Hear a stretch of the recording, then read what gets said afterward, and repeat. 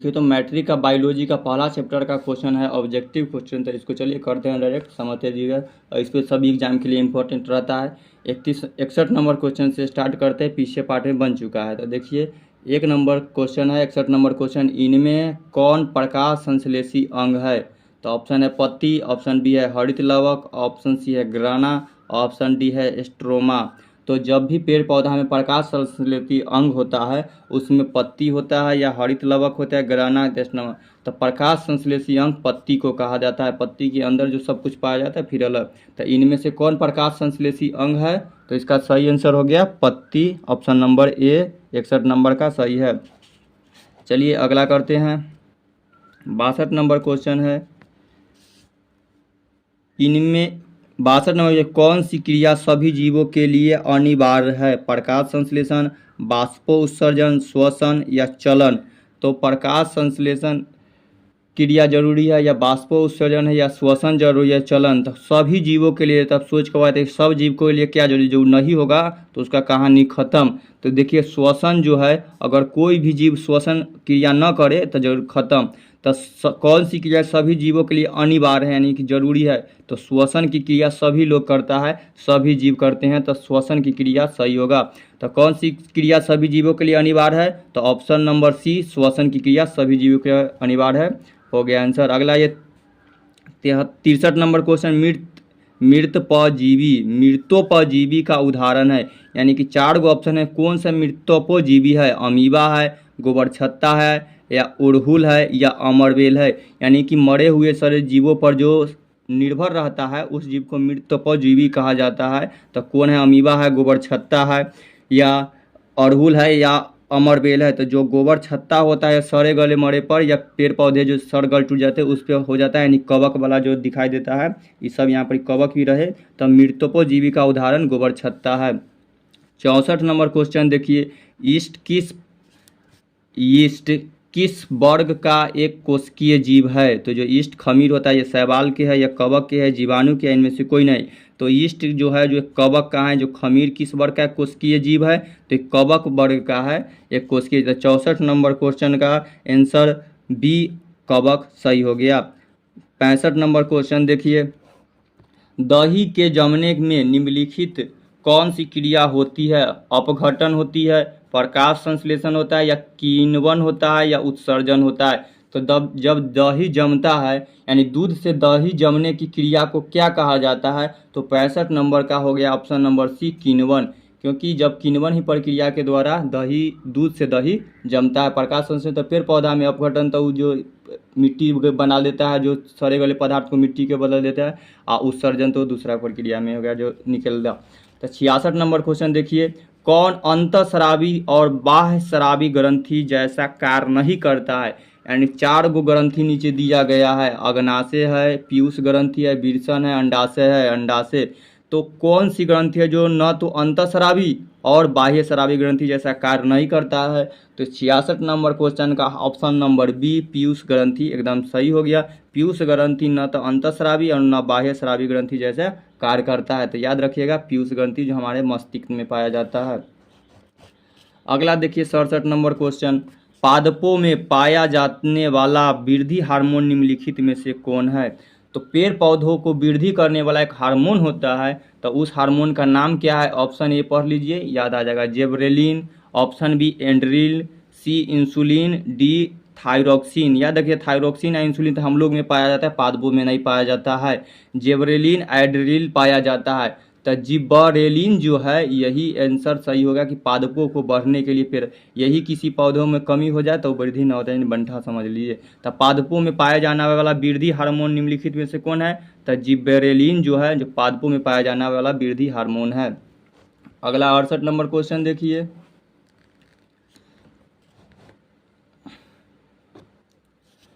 प्रकाश संश्लेषण द्वारा किसकी प्राप्ति होती है? ऑप्शन है वसा की, प्रोटीन के, ग्लूकोज के, या प्रकाश से। तो जब पेड़ पौधा प्रकाश संश्लेषण करते हैं तो उधर जो प्राप्त होता है उसका सूत्र देखिएगा, उसमें वसा नहीं होता है, प्रोटीन नहीं होता है, ग्लूकोज होता है, लेकिन प्रकाश नहीं होता है। तो उसमें ग्लूकोज पाया जाता है, यानी कि जब प्रकाश संश्लेषण से हमको क्या मिलता है, पेड़ पौधा का क्या प्राप्ति होता है, तो ग्लूकोज के ऑक्सीजन को मिलता है। तो प्रकाश संश्लेषण द्वारा किसकी प्राप्ति होती है, तो ग्लूकोज के। तो याद रखिएगा। 68 नंबर क्वेश्चन, प्रकाश संश्लेषण द्वारा किसकी प्राप्ति होती है, तो ग्लूकोज की प्राप्ति होती है, ऑप्शन सी। 69 नंबर क्वेश्चन, वह कौन सा प्रक्रम है जिसके द्वारा शरीर में ऊर्जा का उत्पादन होता है। तो कौन सा प्रक्रम है जिसके द्वारा शरीर में ऊर्जा का उत्पादन होता है, तो श्वसन क्रिया, पोषण क्रिया, या उत्सर्जन क्रिया, या उत्तेजनशीलता। तो ऑप्शन नंबर याद रखिएगा 69 का है ए, श्वसन क्रिया। जब हम लोग सांस नहीं ले पाते हैं तो हम लोग को ऊर्जा का उत्पादन बहुत कम है कि नहीं पा पाते, लेकिन श्वसन क्रिया करते हैं तो शरीर में ऊर्जा का उत्पादन होता है, यानी श्वास बिना रहा नहीं जा सकता है। तो ऑप्शन नंबर ए सही होगा, श्वसन का प्रक्रम। 70 नंबर क्वेश्चन देखिए, मानव आहार नाल, अधर नाल इसका बोलिए का सबसे लंबा भाग है, यानी कि हम लोग के आहार नाल में सबसे लंबा भाग कौन है, ग्रसनी है, अमाशय है, या छोटी आंत है, या ग्रसनली है। तो हम लोग सबके शरीर में सबसे लंबा कौन है, तो छोटी, नाम है छोटी आंत लेकिन बहुत बड़ा है, यानी कि बहुत लंबा है, पतला भाग है और बहुत है। तो मानव के आहार नाल में सबसे लंबा भाग कौन है, कि सबसे लंबा कौन है, तो छोटी आंत है, याद रखिएगा। ई मीटर में भी है, रहने दीजिए। 71 नंबर क्वेश्चन है, निम्नलिखित में किसे कोशिका का ऊर्जा मुद्रा के रूप में जाना जाता है। ऊर्जा मुद्रा किसे कहा जाता है, ऑप्शन है ADP, ऑप्शन बी है ATP, ऑप्शन सी है DTP, ऑप्शन डी है PDP। तो ऊर्जा मुद्रा याद रखिए, कोशिका का ऊर्जा मुद्रा, यहाँ पे चेंज रहेगा तो फिर चेंज होगा, याद रखिए ऊर्जा मुद्रा ATP को कहा जाता है, एडेनोसिन ट्राइफॉस्फेट को ये ऊर्जा मुक्त करने वाला ऊर्जा मुद्रा कहा जाता है। तो 71 नंबर क्वेश्चन का, कि निम्नलिखित में से किसे ऊर्जा कोशिका का ऊर्जा मुद्रा के रूप में जाना जाता है, तो ATP को ऊर्जा मुद्रा के रूप में जाना जाता है। तो कोशिका का एक भाग आगे गया। 72 नंबर, पत्तियों में गैसों का आदान प्रदान कहाँ होता है, यानी कि जो पत्तियां है उसमें जो गैसों का, यानी कि पेड़ पौधा में गैस आना और जाना, ये क्रिया कहाँ होता है। तब सब जानते हैं पत्तियों में जो छिद्र पाया जाता है, रंध्र, उसी के माध्यम से गैस आता है, उसी के माध्यम से ऑक्सीजन हम लोग को छोड़ा जाता है। तो ऑप्शन है सीरा, ऑप्शन बी है रंध्र, ऑप्शन सी है मध्य सीरा, ऑप्शन डी है इनमें से कोई नहीं। तो सही हो जाएगा सी, रंध्र। रंध्र यानी छिद्र से ही पत्तियों में गैसों का आदान प्रदान होता है। तो ऑप्शन नंबर बी एकदम सही है, याद रखिएगा। 73 नंबर क्वेश्चन देखिए, हृदय से रक्त यानी रुधिर को संपूर्ण शरीर में पंप किया जाता है। हम लोग के शरीर में जो हृदय है, हृदय में बहुत सारे उसके भाग है, उसमें से खून को पूरे शरीर में पंप करके कौन पहुंचाता है, तो हृदय के पार्ट है फेफड़ा द्वारा, निलय द्वारा, आलिंदों द्वारा, या इनमें से सभी। तो इसका सही आंसर हो जाएगा निलय द्वारा। तो हृदय से रक्त को संपूर्ण शरीर में पंप किया जाता है, तो फेफड़ा नहीं किया जाता है, फेफड़ा तो सांस लें। जो निलय है, जो हृदय का एक पार्ट है, तो निलय होता है जो संपूर्ण शरीर में पंप करता है। तो याद रखिए ऑप्शन नंबर बी। निम्नलिखित में कौन से यंत्र का उपयोग रक्त दाब मापने के लिए किया जाता है, तो याद रखिएगा, यानी कि जो 4 गो ऑप्शन में है वो यंत्र है, उसका कौन सा यंत्र से रक्त दाब यानी ब्लड प्रेशर जांच किया जाता है। तो ब्लड प्रेशर जांच करने के किसका, बैरोमीटर, इससे नहीं तो हवा मैनोमीटर, इससे नहीं सिर्फ गया मैनोमीटर, या इनमें से कोई नहीं। तो रक्त दाब यानी ब्लड प्रेशर जांचने के लिए सिर्फ मैनोमीटर से ब्लड प्रेशर जांच किया जाता है। तो निम्नलिखित में से कौन से यंत्र का उपयोग रक्त दाब मापने के लिए किया जाता है, तो सिर्फ मैनोमीटर से। तो ऑप्शन नंबर सी एकदम सही हो गया। अगला ये 74 नंबर क्वेश्चन का आंसर रहने दीजिए। मंड परीक्षण के लिए हरी पत्ती पर आयोडीन डालने से पहले पत्ती को अल्कोहल में उबाला जाता है। मंड को घोलने के लिए, ऑप्शन बी क्लोरोफिल को घोलने के लिए, ऑप्शन सी पत्तियों को मुलायम करने के लिए, ऑप्शन डी इनमें से कोई नहीं। तो क्लोरोफिल को घुलने के लिए मंड परीक्षण होता है, जैसे पत्तियों पर आयोडीन डाला जाता है, उसको एल्कोहल यानी दारू में, शराब में घुलाया जाता है ताकि क्लोरोफिल अच्छा से घुल जाए। तो ऑप्शन नंबर बी एकदम सही हो गया कि पत्तियों मंड परीक्षण में क्लोरोफिल को घुलने के लिए एल्कोहल में डाला जाता है।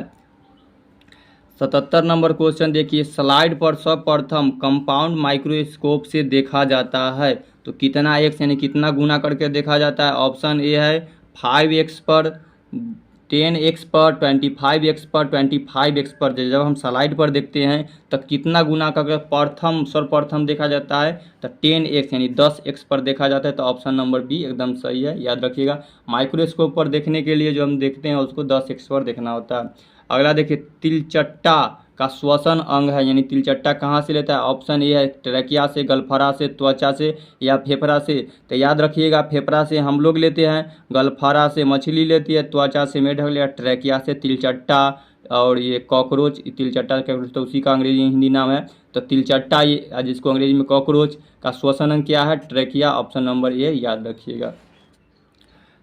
79 नंबर क्वेश्चन है, मछलियाँ किस अंग के द्वारा श्वसन करती है। अभी बताया कि मछलियाँ का श्वसन अंग क्या है, तो उसका श्वसन अंग है ऑप्शन ए है फेफड़ा, त्वचा, गिल्स से या ट्रेकिया से। तो फेफड़ा से हम लोग, त्वचा से मेढक, गिल्स। ये गलफारा को अंग्रेजी में गिल्स बुलाया था तो गिल्स लिखा गया है। तो याद रखिएगा, मछलियाँ है जो अपने गिल्स से यानी कि गलफारा से श्वास लेती है। तो मछलियाँ किस अंग के द्वारा श्वसन करती है, तो गिल्स से करती है, याद रखिएगा। 80 नंबर क्वेश्चन है, पौधों के पत्तियों के रंध्र द्वारा वाष्प के रूप में निष्कासन की क्रिया को कहते हैं। तो ये इसका है बाष्पो उत्सर्जन, विक्षेपण, एपिग्लोटिक्स या इनमें से कोई नहीं। जब पत्तियाँ रंध्र द्वारा वाष्प के रूप में निष्कासन की क्रिया को करता है उसको क्या कहा जाता है, तो बाष्पो उत्सर्जन। जब पेड़ के पत्तियां द्वारा जब उसमें से हवा पानी बाहर निकलेगा तो वाष्प बनेगा, तो इसको बाष्प उत्सर्जन कहा जाता है। तो ऑप्शन ये याद रखिएगा, इस तरह के बहुत क्वेश्चन पूछ दिया गया है। 81 नंबर क्वेश्चन देखिए, पौधे हरे क्यों होते हैं। रंध्र के कारण, क्लोरोफिल के कारण, स्टोमेटा के कारण या लवण के कारण। तो सभी जानते हैं पीछे से यानी कि क्लोरोफिल। पौधे में क्लोरोफिल पाया जाता है पत्तियों में और उसके भागों में, तो इसीलिए उसके पूरे भाग को हरा कर देता है। तो यही क्लोरोफिल के कारण पौधे हरे होते हैं। तो पेड़ पौधे हरे क्यों होते हैं, क्लोरोफिल के कारण। 82 नंबर क्वेश्चन है, अंतःकोशिकीय पाचन होता है। अंतःकोशिकीय पाचन कहाँ होता है, तब पौधे में होता है, अमीबा में होता है, तिलचट्टा में होता है या मनुष्य में होता है। तो अमीबा में अंतःकोशिकीय पाचन होता है, तो याद रखिएगा। 83 नंबर क्वेश्चन है, मानव हृदय में कोष्ठकों की संख्या कितनी है। यानी मानव हृदय में बेस्म की या कक्ष की संख्या कितनी है। जो हम लोग का हार्ट कितने कक्ष का होता है, तो 4 कक्ष होता है, तो 2, 3, 4। तो ऑप्शन नंबर सी याद रखिएगा कि मानव हृदय 4 बेस्म में होता है। तो हृदय की कोष्ठकों की संख्या कितना है, 4 होता है। तो मानव हृदय में कोष्ठकों की संख्या कितनी है, तो सी हो गया ऑप्शन नंबर 4। 84 नंबर क्वेश्चन देखिए, पौधों में टेनिन नामक पदार्थ कहाँ संचित रहता है। जो पेड़ पौधा है उसमें टेनिन पाया जाता है, वो नामक पदार्थ कहाँ पाया जाता है, जिससे अगर देखिए पत्तियों में, छाल में, जड़ में या फूल में। तो जो टेनिन पाया जाता है वो छाल में होता है, तभी उससे दूध निकलता है। और रबर के उपयोग में कुछ टेनिन का यूज किया जाता है और दवाइयों में। तो छाल में, तो पौधों में टेनिन नामक पदार्थ कहाँ संचित रहता है, तो छाल में पाया जाता है टेनिन। 85 नंबर क्वेश्चन देखिए, कोशिकांग जिसको कोरोलोप्लास्ट कहा गया, बिंदु किस रंग के होते हैं। यानी कोरोलोप्लास्ट किस रंग के होता है, यानी कि कोरोलोफिल होता है जो किस रंग का, तो हरा रंग के होता है। इसीलिए जो पूछा गया कोशिकांग बिंदु किस रंग के होते हैं, यानी कोरोलोप्लास्ट या हरित बोल रहे कोरोलोफिल किस रंग का होता है, तो हरा कलर का होता है। 86 नंबर क्वेश्चन देखिए, रुधिर का कौन सा अवयव रक्त स्राव को रोकने में मदद करता है। तो हम लोग के शरीर में एक अवयव पाया जाता है रक्त में ही, जब कट जाता है तो उसको रोकने से बच जाता है। ऑप्शन देखिए, लसिका, प्लाज्मा या प्लेटलेट्स या इनमें से कोई नहीं।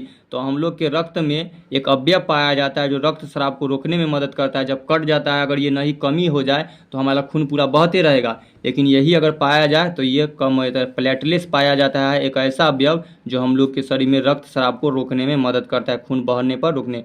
तो रुधिर में यानी खून में कौन सा अवयव जो रक्त स्राव यानी खून के बहने को रोकने में मदद करता है, तो प्लेटलेट्स सही आंसर है, याद रखिएगा। और इसे विटामिन के है, जब विटामिन पूछा जाए तब वो आ गया। 87 नंबर क्वेश्चन, वृक्क की रचनात्मक एवं क्रियात्मक इकाई किसे कहा जाता है। यानी देखिए, वृक्क यानी किडनी की रचनात्मक एवं क्रियात्मक इकाई किसे कहा जाता है। ऑप्शन है कोशिका को, श्वसन अंग को, नेफ्रॉन को या रक्तचाप को। तो वृक्क की रचनात्मक या क्रियात्मक नेफ्रॉन को कहा जाता है। वृक्क की सबसे छोटी इकाई नेफ्रॉन है, नेफ्रॉनों से मिलकर के वृक्क बना हुआ है, तो इसीलिए इसका रचनात्मक एवं क्रियात्मक इकाई नेफ्रॉन को कहा जाता है। वृक्क के अध्ययन को नेफ्रोलॉजी की भी कहा जाता है, नेफ्रोलॉजी। तो यह संबंधित है, नेफ्रॉन और वृक्क इसी से संबंधित। याद रखिएगा, वृक्क की रचनात्मक एवं क्रियात्मक इकाई किसे कहते हैं, तो नेफ्रॉन को कहते हैं। 88 नंबर क्वेश्चन देखिए, लार किस ग्रंथि से निकलता है। हम लोग को जो मुंह से शरीर में जो लार निकलता है सलाइवा, वो किस ग्रंथि से निकलता है। ऑप्शन ए है एड्रिनियल ग्रंथि, ऑप्शन बी है प्यूटरी ग्रंथि, ऑप्शन सी है लाला से, ऑप्शन डी है इनमें से कोई नहीं। तो जो लार निकलता है वह लाला ग्रंथि से निकलता है। याद रखिएगा, लार लाला। तो कितना इजी है, लार किस ग्रंथि से निकलते हैं, तो लाला से। 89 नंबर क्वेश्चन देखिए, पाचन कार्य संपूर्ण होता है। तो जो पाचन कार्य कहाँ से संपूर्ण होता है, लाला द्वार में होता है, एड्रिनल में होता है, प्यूटरी ग्रंथ में होता है, या जठर द्वारा होता है। तो जो पाचन कार्य हुआ यानी कि पचने की क्रिया हुआ, वो कहाँ संपूर्ण होता है, यानी किसके द्वारा, इसमें पूछा कहाँ नहीं। पाचन कार्य संपूर्ण होता है किसके द्वारा होता है, तो जठर द्वारा। लास्ट में हमारे छोटी आंत के पास में जब जठर रस निकलता है जो खाना का पूर्ण रूप से पचने में मदद करता है, तो संपूर्ण रूप से पचने में संपन्न करता है जठर रस, यानी जठर रस द्वारा पाचन कार्य संपूर्ण होता है। तो देखिए ये भी खत्म हो गया। तो इस तरह से हम सभी ऑब्जेक्टिव क्वेश्चन मैट्रिक का ख़त्म करा रहे हैं। लगे रहिए, बने रहिए चैनल पर, ख़त्म होते चला जाएगा सभी ऑब्जेक्टिव को, और अच्छा एक्सप्लेनेशन समझ जाइएगा। इसको रटने का जरूरत नहीं पड़ेगा, याद करने के हम ऐसे समझा देंगे तो सब याद रहेगा। धन्यवाद दोस्तों, सब्सक्राइब जरूर कर लीजिए।